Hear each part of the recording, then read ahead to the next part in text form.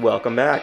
I'm Joe, and today I'm going to show you how to make a beautiful tile backsplash just like this one. Now this video is a bit long only because it's very detailed. I'm going to go through all the tools that you need and step-by-step process. So in a second I'm going to throw a table of contents up on the screen, and if you want to skip ahead to a certain part, feel free to skip ahead, but if you want to watch the whole thing, I think it's absolutely worthwhile. Alright, so let's jump right into this. The first thing that you're going to need is you're going to need something to clean up the drywall a little bit in the background. It doesn't have to be perfect, but you don't want any large holes, bumps, or anything like that.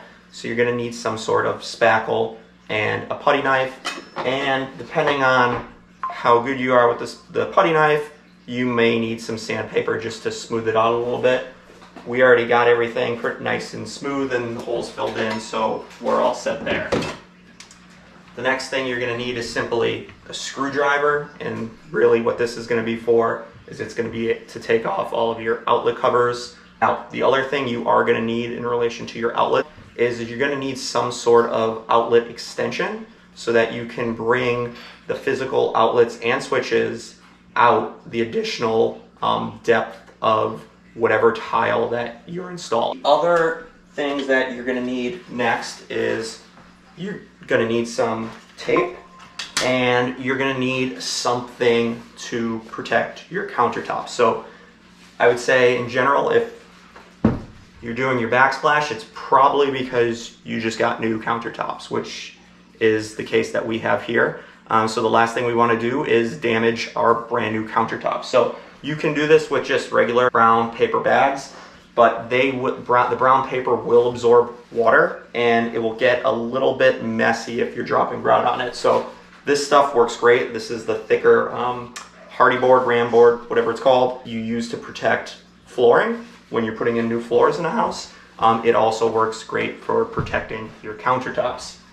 The next couple of things you'll need are related to measuring and cutting the tile. So simply tape measure, marker, and for the wet saw, which I'll talk about in a second, you're going to want some hearing protection, but most importantly, you're going to want one of these respirator masks, or at least something to put over your face for the dust. Also, for cutting the tile, the other thing you're going to want to invest in is a small pair of these nippers.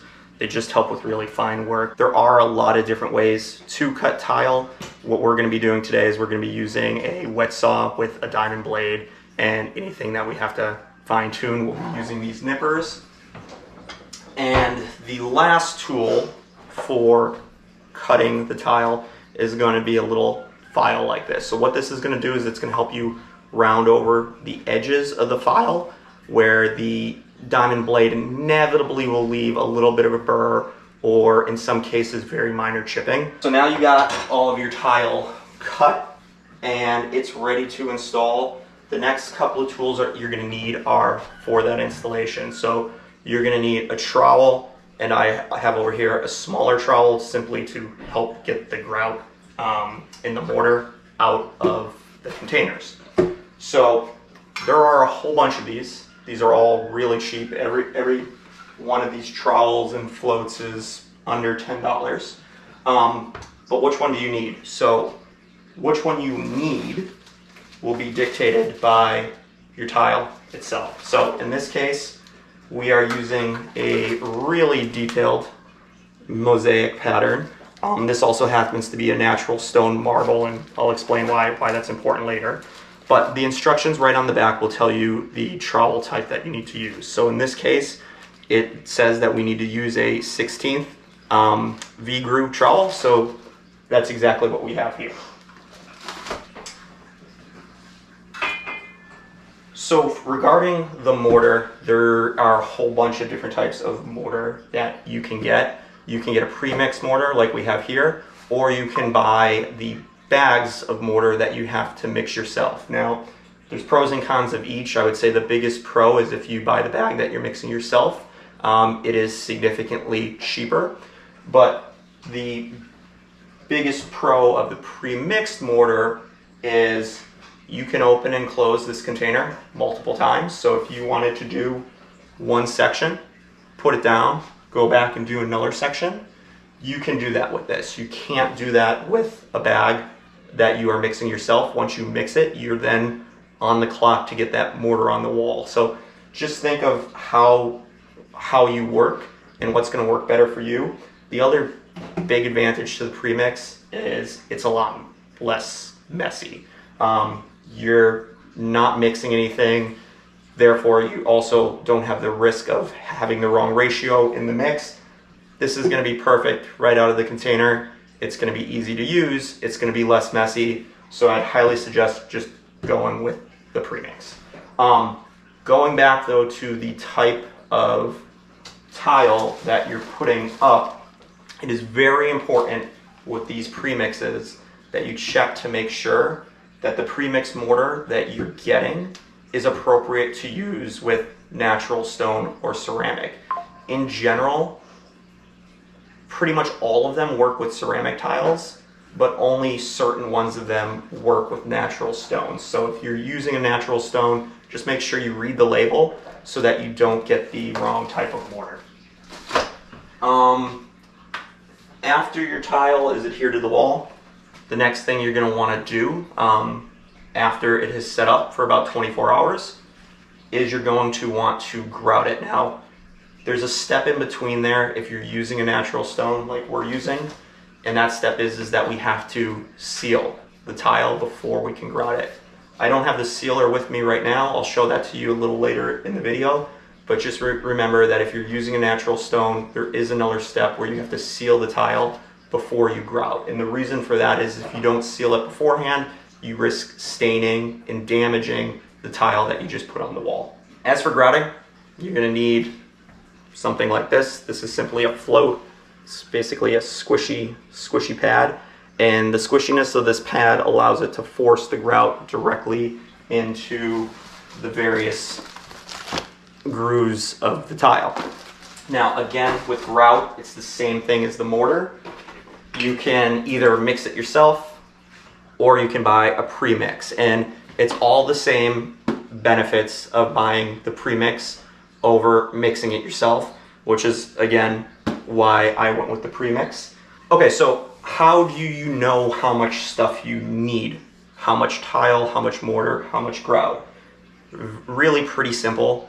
You're gonna want to just take a measurement of your overall area with your ruler, right? So it's gonna be length times width to get area. Round up, because you always want to have a bit of extra, especially when you're using a fancier style pattern tile. I would account for 10 to 15% extra of your area. The worst cases is you return some tile, but you definitely don't want to be in a position where you're putting your tile up and you run out of tile. As for the mortar and for the grout, both of them will, on the containers, have a rough square footage of what they'll cover. Now for the mortar, you'll find that that's pretty darn accurate. Mainly because the mortar you are spreading evenly over that square footage. For the grout is really going to depend again on the intricacy of your tile. So if I was just using a 12 by 12 square, there'd be very little grout. There'd be a perimeter grout line and that'd be it. That container of grout is going to go very far. In the case of this pattern, there is quite a bit more grout. I would say that that's probably going to be 6 times the amount of grout of a regular 12 by 12 square tile. I actually have a couple more of these in the garage just in case that we need them. So that just about covers all of the tools that you'll need and all of the supplies that you'll need for the job. So the first thing I'm going to do at this point is I'm going to go ahead and start prepping the kitchen. By that, what I mean is I'm going to start cutting up this cardboard, protect all of the countertops before I actually start any of the tiling. Okay, so we have our countertop surfaces fully protected now. We have the cardboard rolled out and it blue masked all the way around. Next thing we're going to do is we're going to work on getting our outlet and switch covers, if we have them, off the wall and get those taped up. The one thing I want to show you guys real quick is that as you're covering this up, you do want to make sure that you have a seam going all the way around on any surface that you're going to have tile that is approximately the thickness of the tile. You don't want to end up in a situation where you're mortaring and or grouting the tape or paper, whatever you have, right up against the wall to the wall.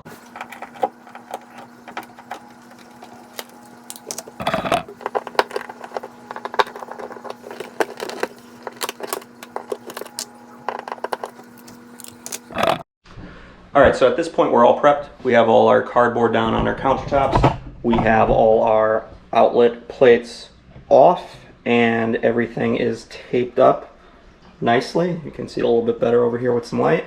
And now the next thing that we're going to be doing is really the most time consuming and hardest part of this entire process is we are now going to lay out all of the tiles and cut all of the tiles before we ever even crack open the mortar. Now, the reason why we're doing this is we want to make sure that when we're starting courses and when we're ending courses, that especially with a mosaic tile, that we don't have any weird slivers or cutoffs or anything like that anywhere. So to do this, you do have to make some decisions. So not everything's going to be absolutely perfect. You're going to end up with a weird sliver or a weird cutoff in some places the more times you have breaks. So what I mean by that is every time you have an outlet, that's going to be a break.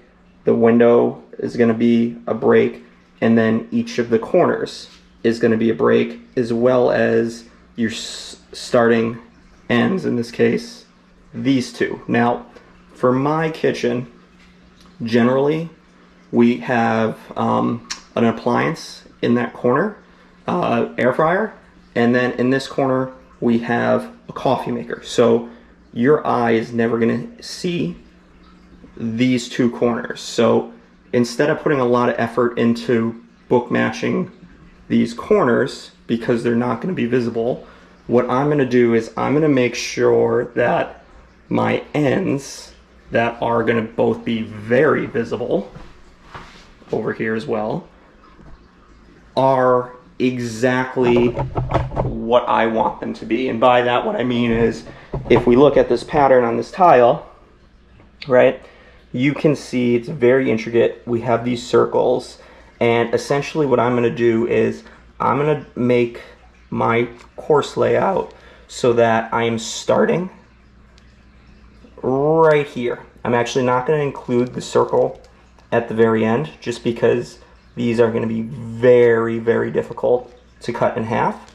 So I'm going to start the design with the tip of, I don't even know what you would call that shape, but the design is going to start with this tip right on the edge here and right on the edge over here. Now what that obviously means is as I work down this wall with this pattern, whatever I land on in the corner, there's no guarantee that that pattern is then going to match the pattern as I come around here. Frankly, even as I come around here, this is going to be matching here, but it might not land what I would call perfectly. And by perfectly, I would say for this pattern, ideally in a corner, you'd want the corner going right down the circle so it looks like it's folded nicely. You won't want it folding right in between here.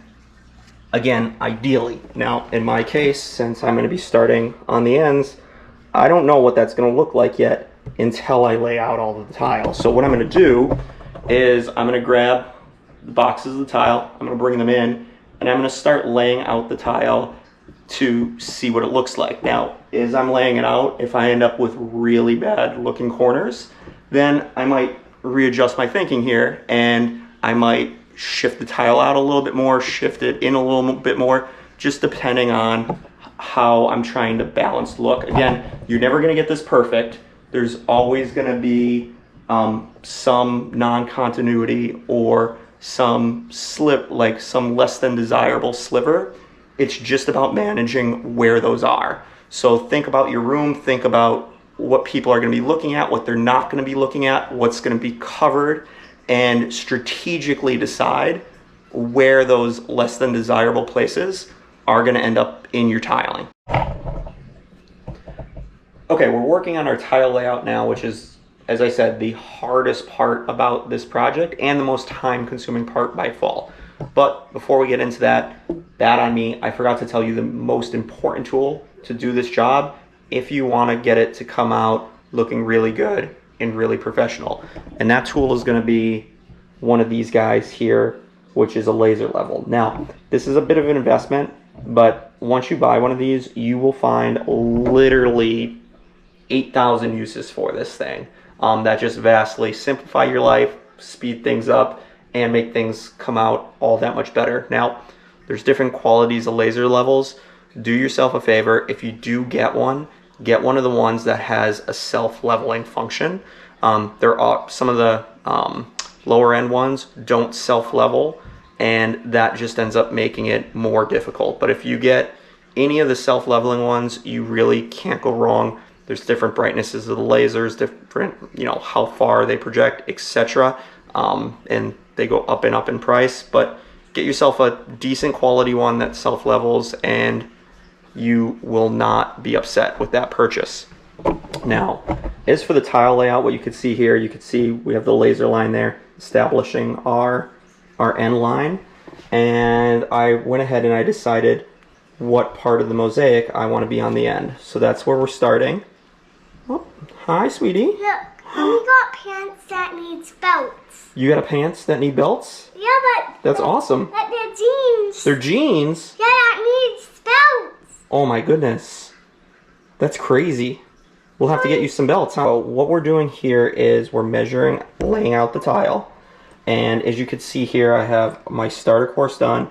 And I already went ahead and established the height where it's going to meet up underneath the cabinets. Now, everything I'm measuring here is taking into account a grout line on both the top and the bottom that is approximately the same width as all of the exposed grout line within the mosaic pattern. Now, as you can see, we have to go behind the stove first, so I jumped over here and I continued to lay out the pattern, measuring the height.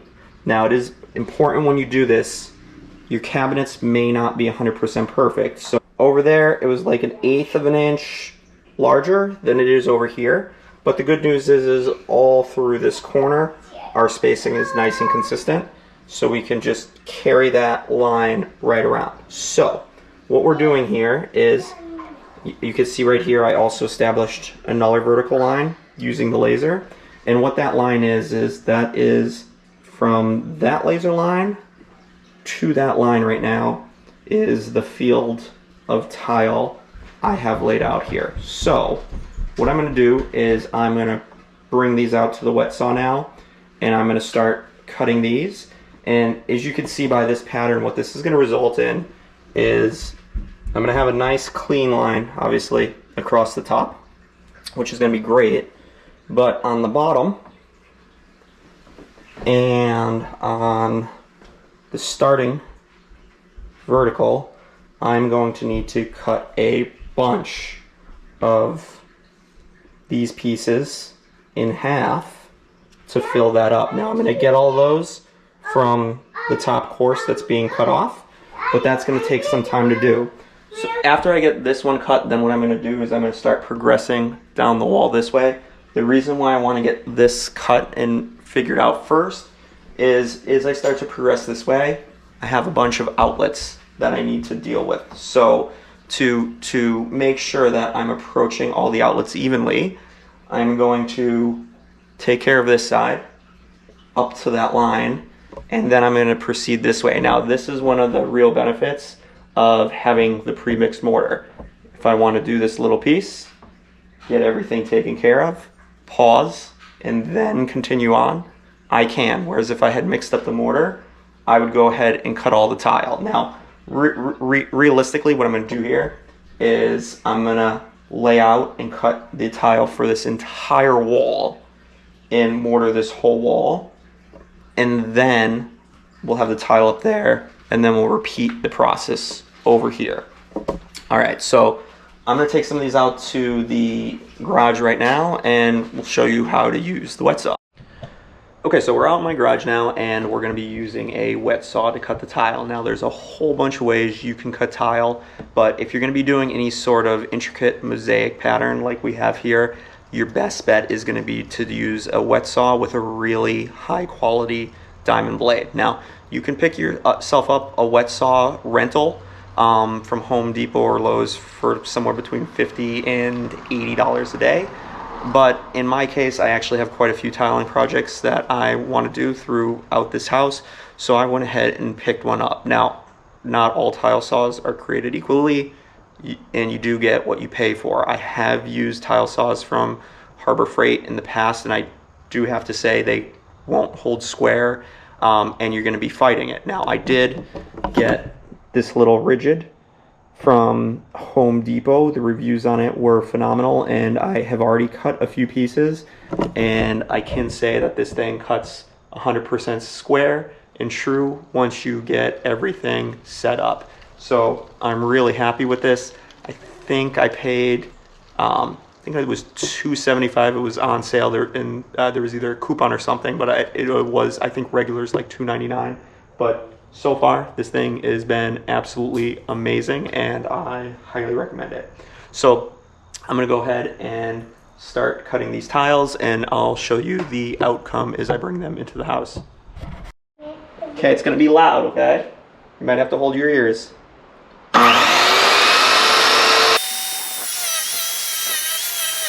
You can see how good that this saw is cutting with the diamond blade. We got these teeny tiny slivers, basically zero chipping, and a very, very nice cut overall.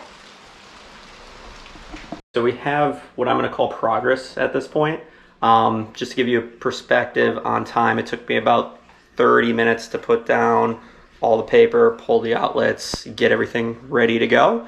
And to do just that wall there just took me about 3.5 hours, but I do think it's coming out pretty nice. You can see I went down a little bit behind the oven there as well, just in case we ever get a different type of oven that doesn't have the top part that sticks out there.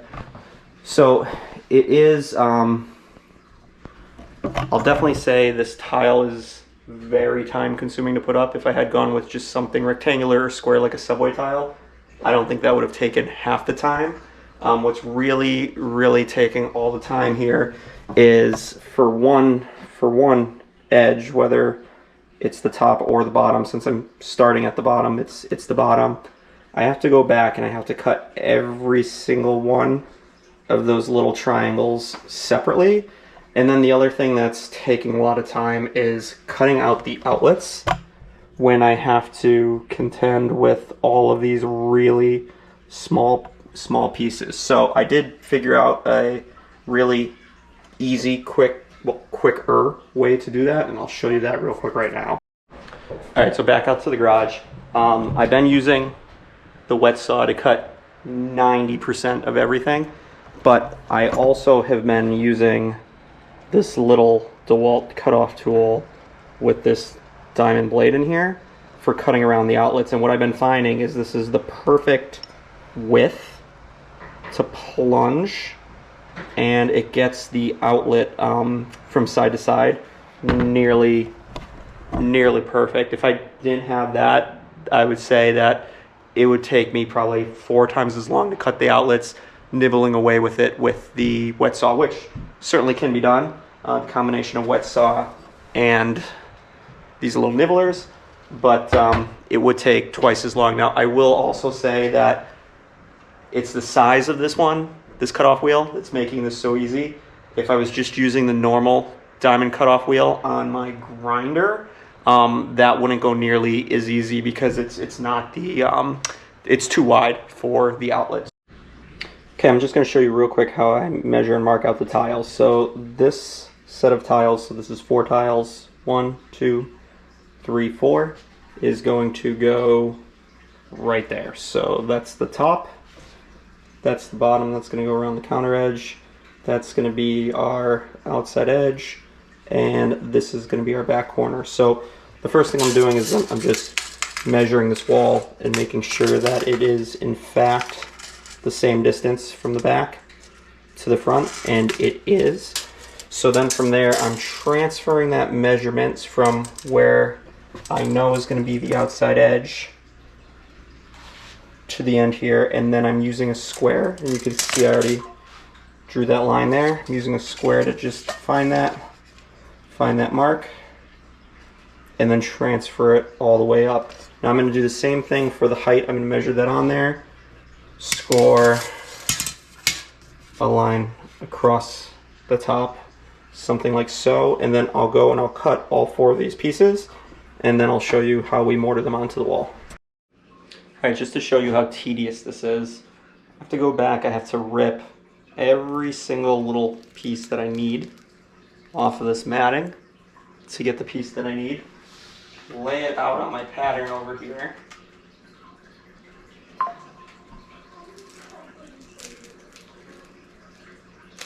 So,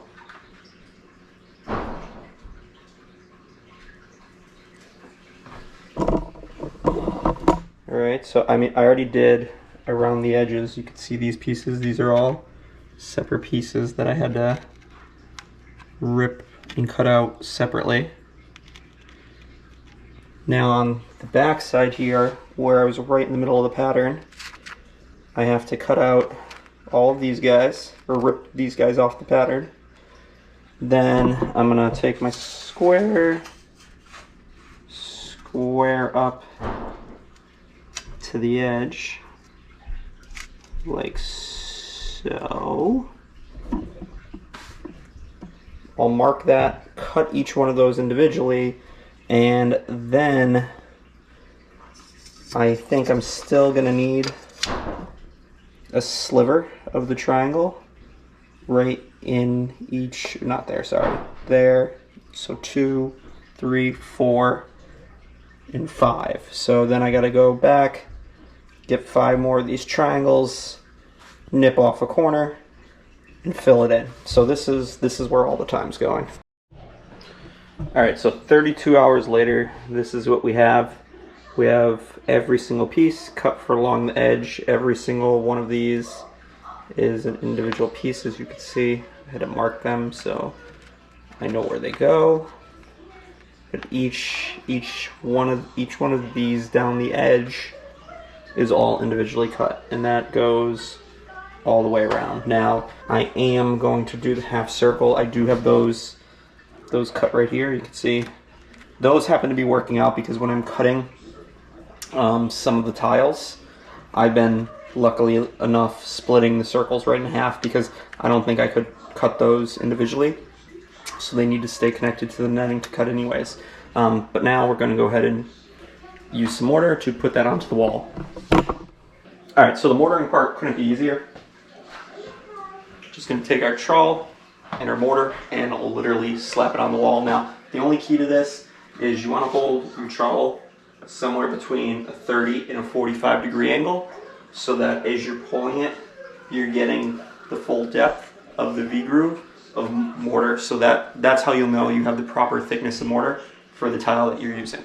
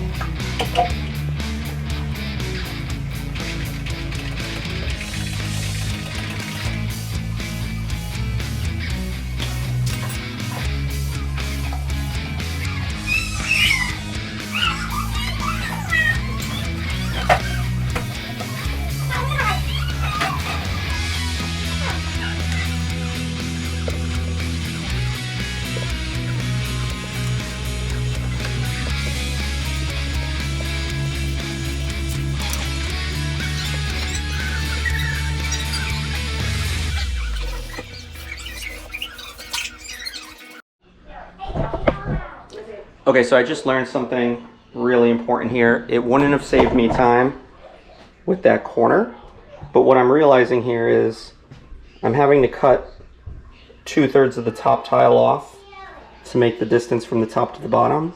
And what I could be doing is I could just be cutting the bottom tile as well right across here, and then I don't have to cut each one of those triangles individually. So what I'm going to start doing for this side now is I'm going to cut the bottom and the top, and then this way I don't have to fill anything in the field.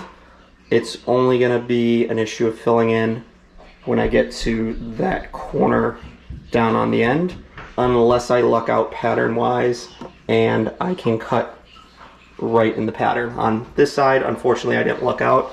It was exactly 2 tiles, so then I had to fill in the remainder.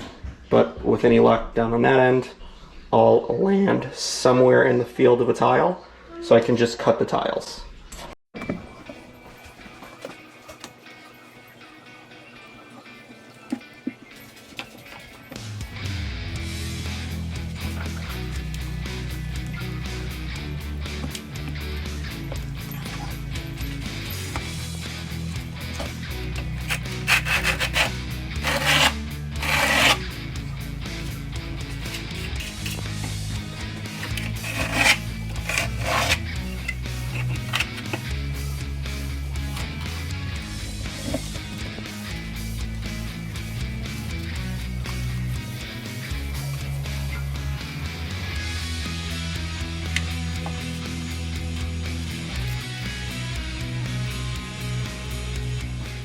All right, good morning. Don't let the same shirt fool you. This is day 2, so we finished all of the actual tiling yesterday.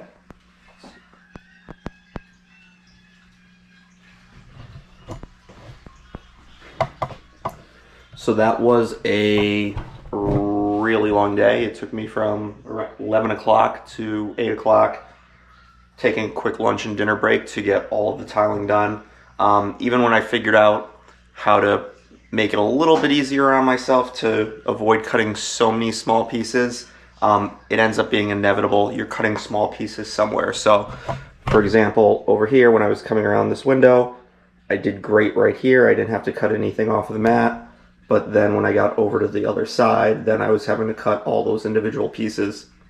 It's just, honestly, it depends on the luck of where the mat of the tile lands within your shape. So again, for example, over here, since this is 2 full tiles and then a teeny tiny sliver, every single one of those pieces had to be hand cut.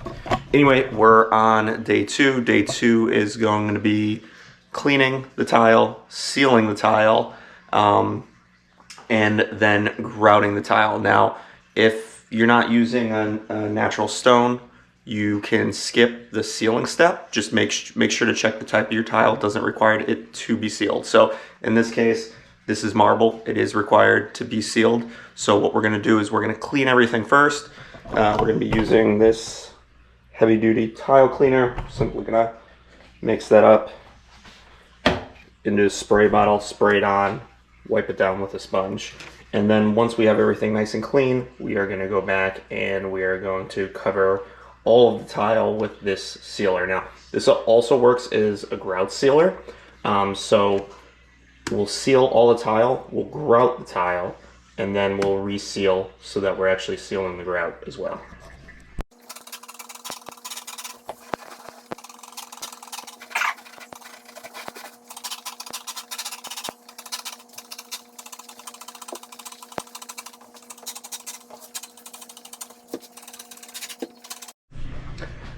Okay, the cleaning is done at this point. That was super fast. That cleaner worked really well. Sprayed it on, let it sit for 5 to 10 minutes per the instructions, rubbed it in with a sponge, wiped it off with a sponge with some warm water. Worked great, got everything out. One other thing I wanted to show you real quick was I picked up this tool this morning. This is a grout removal tool, but what I noticed is because there's so many grout lines in this pattern, since it's so fine, in a couple of places where the mortar bed might have been just a bit too thick, it's squeezed through. So this was actually really good at scraping out those high spots. So now I have a nice grout line for the grout to go in. Okay, we're gonna seal the tile now. And again, we're only doing this now because we have a natural tile. If you have a ceramic glass tile, you do not need to seal the tile itself. You still need to seal the grout. In most cases, even if the grout says it doesn't need to be sealed, it's still a good idea to seal it. So the sealing itself couldn't be simpler. You can buy a bottle of sealer. This stuff does not need to be mixed. It's already ready to go, and a little bit of this goes a long way. So this one little container, which is 473 milliliters, no idea how many ounces that is, 1 pint. This will do about 400 square feet of marble. Now, it does come with a chart on the back that will tell you how much square footage it will cover for different stones. So different stones have a different porousness to them, meaning they'll absorb more or less of the product. So marble, luckily, is not as porous as a lot of the other applications. So this little bottle goes a really long way. So this is way more than we need to do this. The process of putting this on is really simple. You can buy one of these little applicators. It was like $4. It's a one-time disposable thing. The container is actually the tray. We're gonna pour this in here, dip the applicator in, rub it on. We're gonna let it sit for about 5 to 10 minutes, and then we're gonna wipe away any excess with a lint-free microfiber cloth. All right, so this step won't take long at all. Probably take me 10 minutes to do the entire kitchen.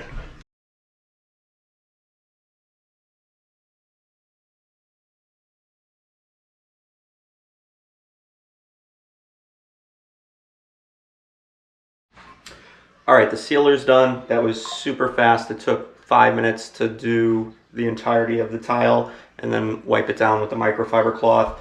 We'll do that again once all the grout's in and dry to seal the grout as well. So next thing we're gonna do is grout. So we have our pre-mixed grout ready to go, afloat, and all we're gonna do is we're gonna start scooping the grout onto the tile and squishing it in with this float. Now the only important part for grouting is that you clean up, and you clean up quickly. So in general, you never want to be working on an area larger than your arm's reach, and then you immediately want to go back and clean it. Now for cleaning, you're just going to use a sponge and a bucket of water. I like to use 2 buckets of water because your first pass with the sponge is going to get a lot of grout, and the water is going to get very dirty very quickly. So I like having a second cleaner bucket of water to get more of the film off. There's gonna be a little bit of film on the tile no matter what, and that's gonna get cleaned up in the last step. After the grout dries, you're gonna come back with a tile cleaner again, clean the tile, and then seal everything at the end. But we're gonna go ahead and we're gonna get the grout into the tile right now.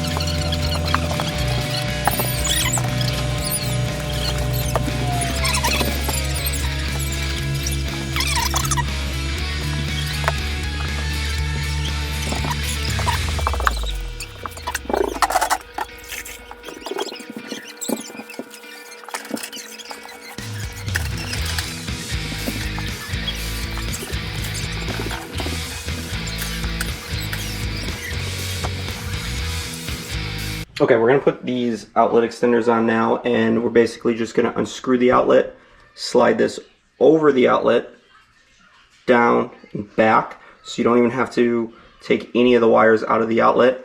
Should turn off the power though before doing this. See, I already did it to these other outlets over here. looking pretty good. And the other thing I did is I threw these flush mount LEDs, motion sensors under there. Just got them off of Amazon. Looking pretty good right now.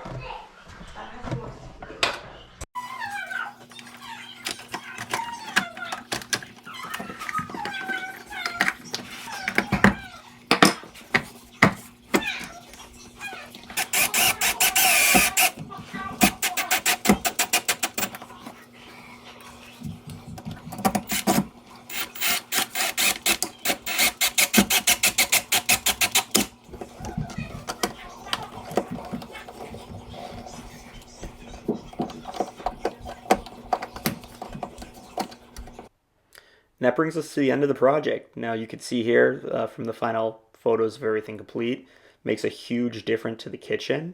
All in all, this only took 2 days, I'd say really a day and a half. And cost-wise, I'll just hit on real quick.